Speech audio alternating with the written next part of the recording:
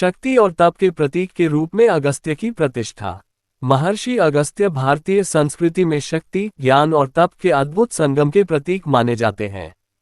अगर ये चैनल आपको अच्छा लगे तो प्लीज़ लाइक और सब्सक्राइब करें।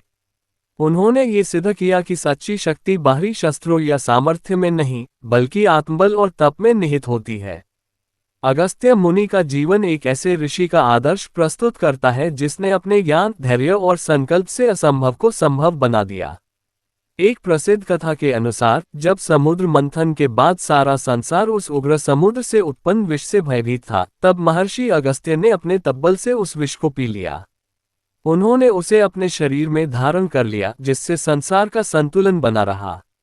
ये घटना उनके असीम साहस और त्याग की मिसाल बन गई। इसी कारण उन्हें महातपस्वी कहा गया।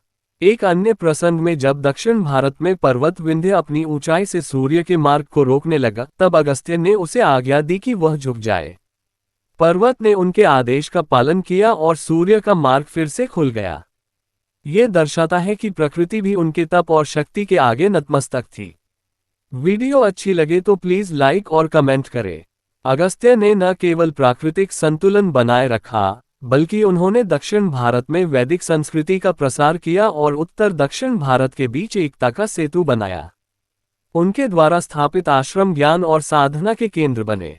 इस प्रकार अगस्त्य मुनि की प्रतिष्ठा केवल एक ऋषि के रूप में नहीं, बल्कि शक्ति, संयम और तप के सजीव प्रतीक के रूप में हुई।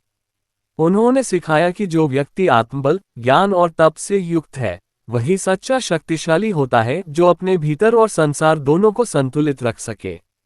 जड़ी बूटी। अगर ये चैनल आपको अच्छा लगे तो प्लीज़ लाइक और सब्सक्राइब करें।